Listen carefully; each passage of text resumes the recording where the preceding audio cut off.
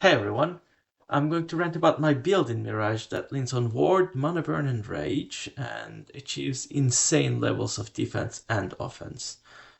I'll show you some gameplay first so you can make your mind about the build yourself.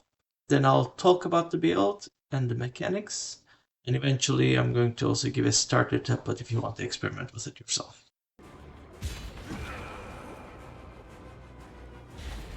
I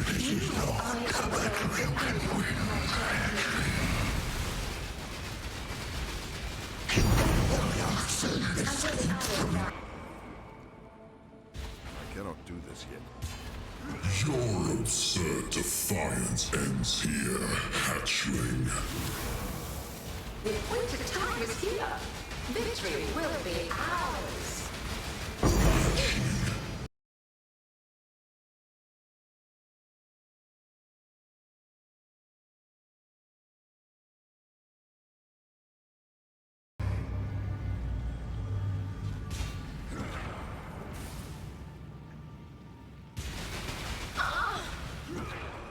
Pain will be withheld, my connection. I will have what I want. Step one. Sky. My irritation. How? Punishment inescapable. Arrogant toy. Take this. I require aid!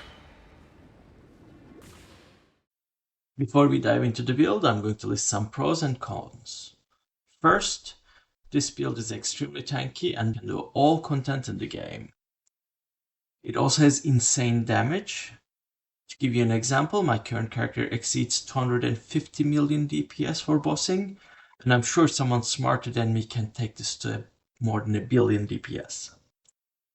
What I also like is it's one of those builds where you can start and then keep investing into the build and keep improving it pretty much forever. And last but definitely not least, one of the QL features is that this build can do pretty much all map mods except for one.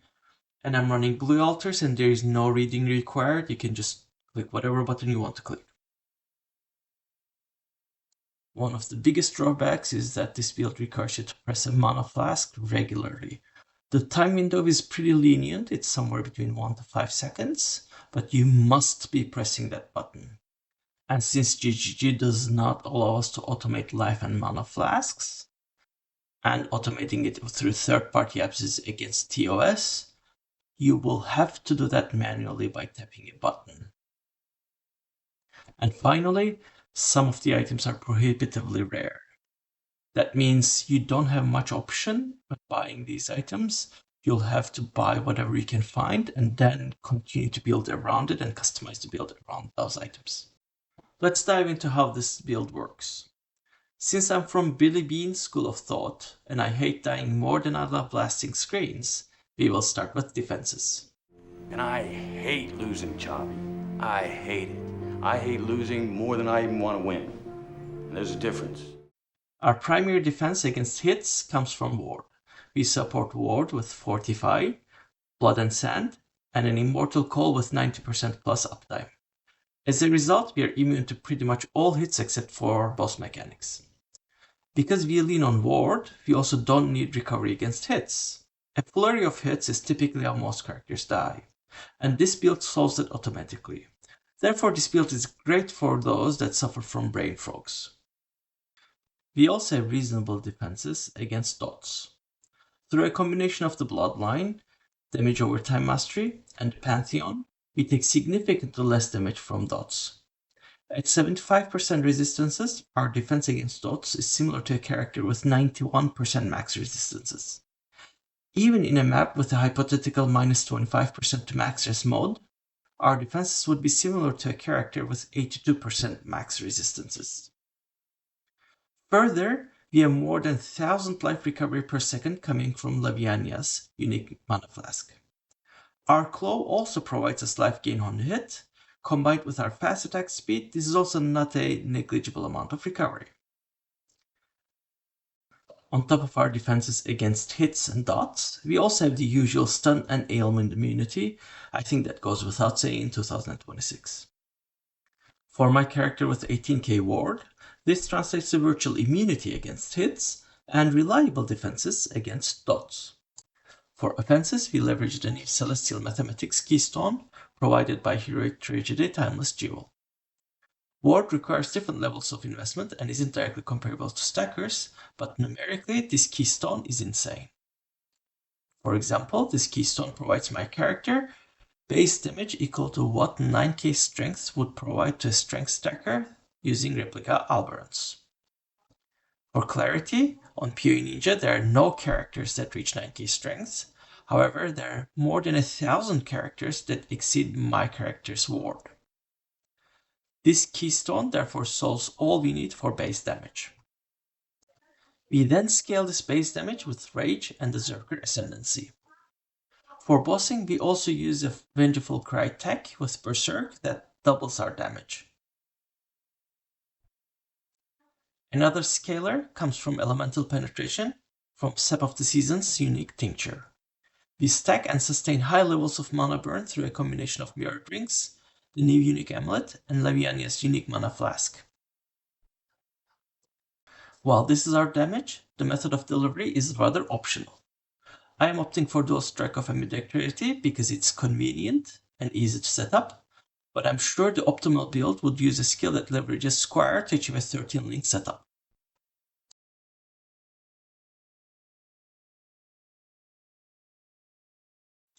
Ward is a defensive mechanic that absorbs damage from a hit and gets broken when it does so. By default, Ward recovers after 2 seconds. Regenerative Runes is a notable skill from the Heroic Tragedy Timeless Jewel that allows our Iron Flasks to get charges when Ward breaks. If we gain enough charges and our Iron Flasks have used when charges reach full enchantment, they will be used instantly as Ward breaks, allowing us to always have Ward. We achieve this by socketing a Heroic Tragedy Jewel that provides us 4 or more copies of Regenerative Runes notable, an Iron Flask that has a Tier 1 or Tier 2 increased charge recovery prefix, from passives on the tree up to 15% less charges used, and enough increased charges gained from the tree and Crustle Jewels. Here is a table that shows how much increased charges gained you would need based on the number of Regenerative Runes notables, reduced charges gained from the tree, and the prefix of the Iron Flask. For example, with 4 Regenerative Runes allocated, 15% reduced charges used from the tree, and an Iron Flask with 57% increased charge recovery prefix, you would need 171% increased charges gained from the tree and Cluster Jewels. One of the benefits of this setup is that we always have Ward, but Ward also breaks every time we attack or we get hit, triggering cast when Ward breaks very frequently with very high CDR. We also use an attack travel skill, Whirling Blades in this case, so we ensure uptime between packs and empty areas. This provides us significant uptime for Immortal Call, soul survivability for our Stone Golem, and enables the Vengeful Cry tech. ManaBurn is a mechanic coming from tinctures that makes us lose 1% of our maximum mana per second per mana burn, with a minimum of 1 mana per second per mana burn. Sap of the Seasons is a unique tincture that provides elemental penetration based on mana burn. To sustain the maximum effect, we reduce our mana pool to around 100 mana. Since there is a minimum of 1 mana lost per second per mana burn, there is really no benefit of going below 100. We counter the mana loss from mana burn with a combination of the new unique amulet, Katal's Gazer, Leviania's unique mana flask, and the Flask Mastery to be able to use mana flasks on full mana. Leviania's also synergizes with our low mana pool as skills cost no mana during effect. We combine Leviania's mana recovery with the Runecraft of Quaffing to also recover more than 1,000 life per second. Rage is an obvious damage scaler for attack builds, providing damage per rage. The Berserker Ascendancy expands and scales this effect to provide 1.5% more damage and increased attack speed per rage. This damage multiplier is multiplicative with other sources of more damage, such as the 40% more damage provided by Aspect of Carnage Ascendancy node, making Berserker Ascendancy synergize with itself really well. It is possible to increase maximum rage, uptime of rage, and scale rage effect further using a combination of Vengeful Cry and Berserk. Typically, this is achieved by triggering Forbidden Rite with a certain level of chaos resistance to ensure a self-hit that results in a savage hit. However, typical methods are not applicable for a ward build because we don't take hit damage to our life pool, and savage hits are only triggered if at least 15% of life is lost as a result of a hit. However, by definition, the new cast on ward break support skill triggers when ward is down, allowing us a tiny window to damage our own life pool.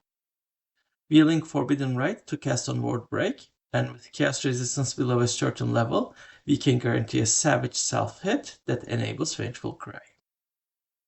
This way, we can get 100% uptime on Vengeful Cry, increasing our maximum rage by a significant amount.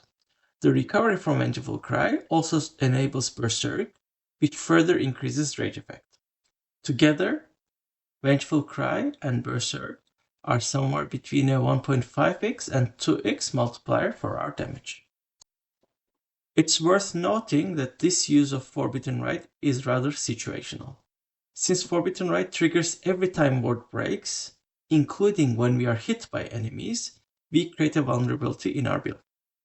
Regardless of how small each hit is, if we are hit a lot of times in a short window, we take no damage from the hits themselves, but we trigger Forbidden Rite for each hit to the point of killing ourselves with our own hits. Hence, this setup is not suitable in situations where we could get hit more than 10 times per second. Therefore, we use it exclusively for burst damage while bossing.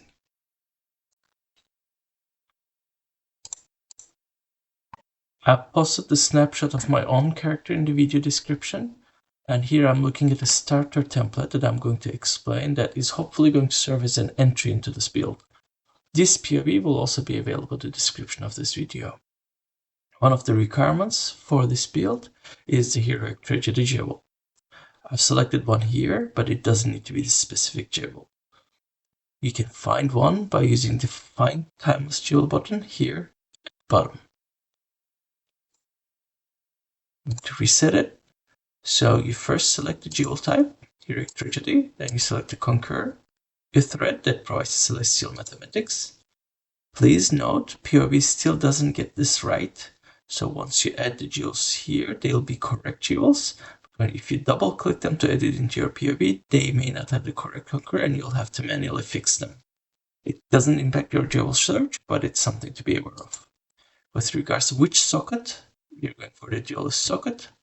Please note, the Marauder socket is not a good fit because there's no keystones within range. So that means we won't have the Celestial Mathematics keystone if we go for the Marauder socket. The other alternatives are Iron Grip and Iron Will. However, they're a bit out of our path, and that would require significant changes of how we build this POV. Therefore, we're going to go for the duelist. The two nodes we are looking for are regenerative runes that provide us flash changes when war breaks.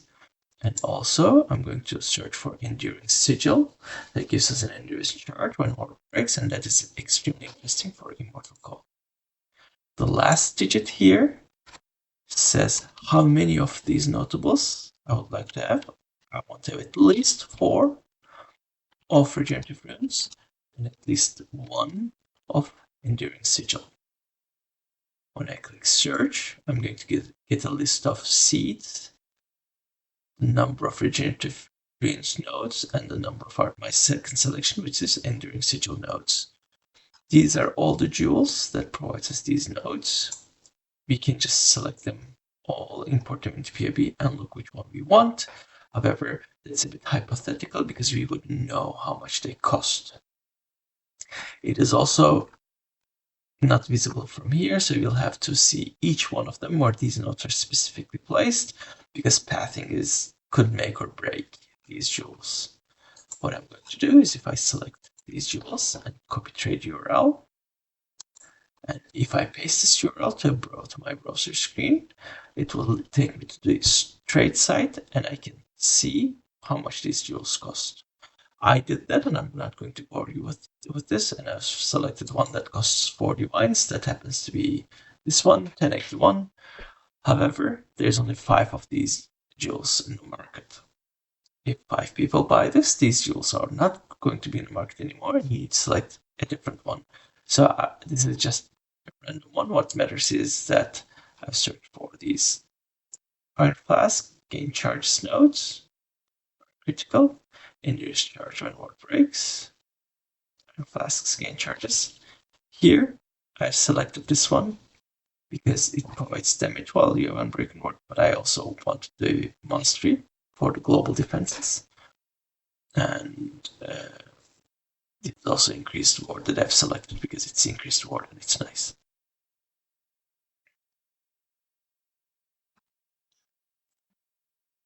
Each of these small nodes also gives 2% increased ward.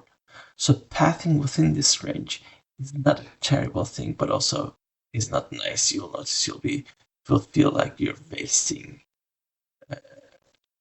passive skills. You can choose these that will have a direct boost to our ward figures.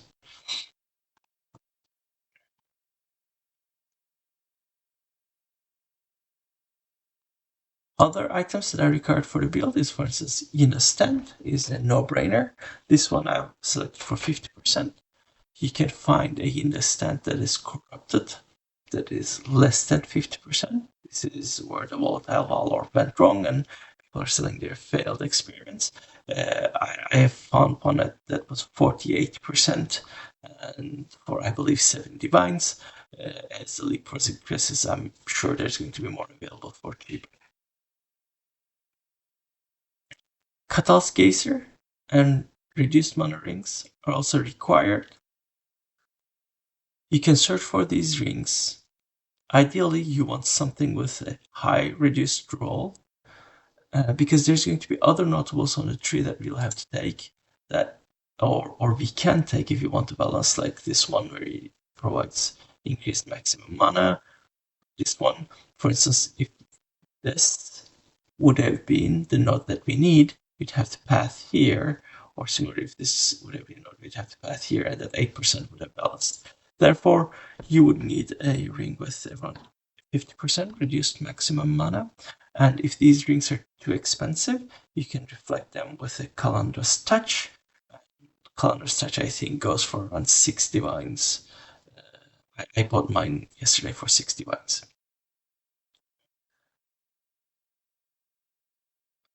With the rings, when you search for them, you won't really have much choice in the rings, and you'll have to buy whatever you really find.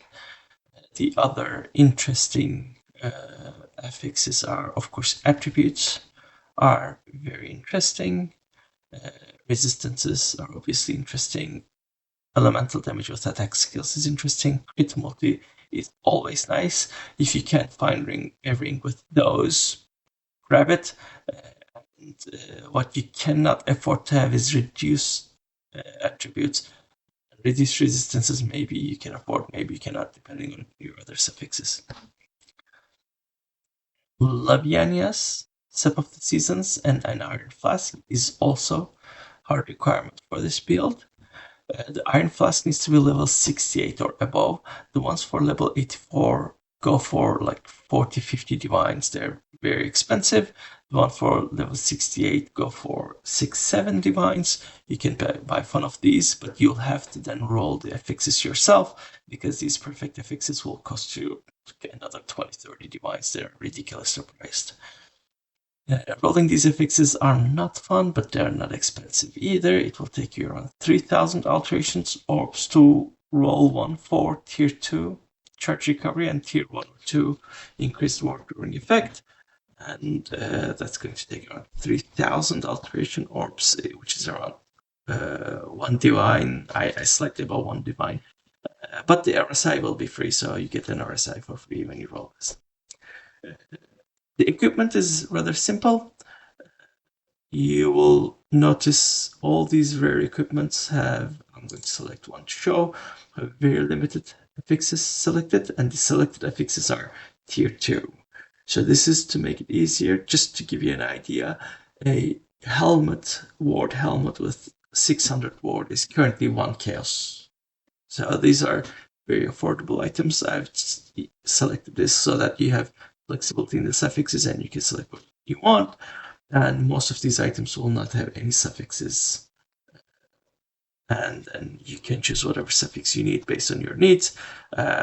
You will, of course, need some attributes to fit the attribute requirements. You're going to also need some resistances to cap the resistances, but across these 4 items, you're going to have enough space to fill all of them.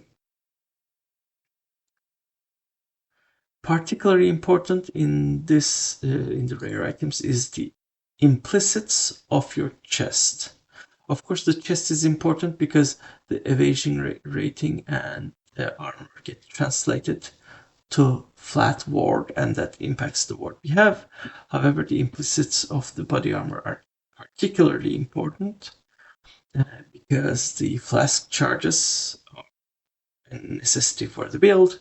What I've done is I've rolled mine using Grand Embers and elevated it with an Orb of Conflict.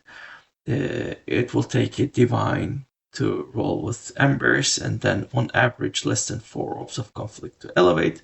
When I did it, it was 1 orb per attempt. So it's going to cost you 5-6 divines, maybe 8-10 divines if the Orb of Conflicts are more expensive right now. For the weapons, I've gone for Paradoxica because of the double damage in this POV. I've removed the prefix to just make sure that I'm not inflating the numbers unnecessarily.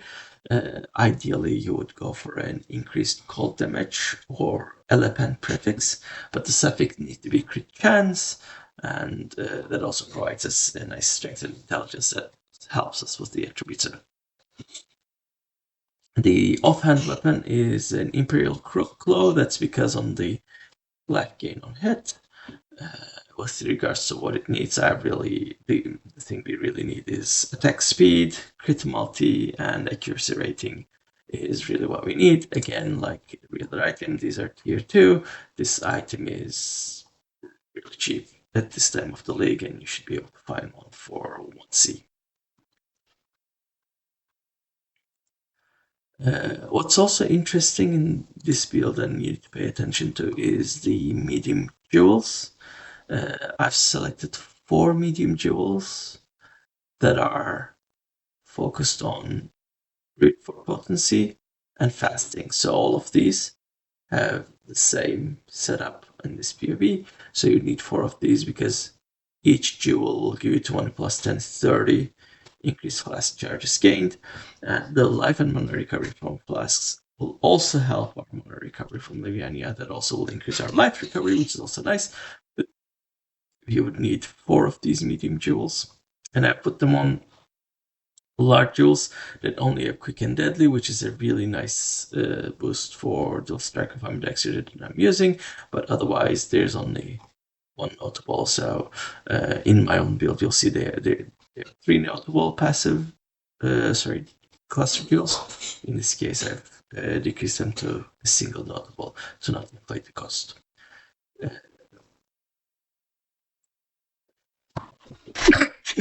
Sorry. And for the flask charges gained, there are some critical places to go for. Essence extraction is critical. There's also 2 small passives here that give increased flask charges gains, but only 5%. So I've anointed essence extraction. And I've gone for an impossible escape jewel, which is socketed here, going for perfect agony. And that gives us the careful conservationist, the flask charges gain mods, and also move to prey as a bonus. The other node that we need is the flask charges use small notable here, and the flask mastery we need that recovers 4% of life when we use flask. This is important so that we can use the mana flask on full mana. So even if you choose to not go to this mastery, you would need at least 1 flask mastery node.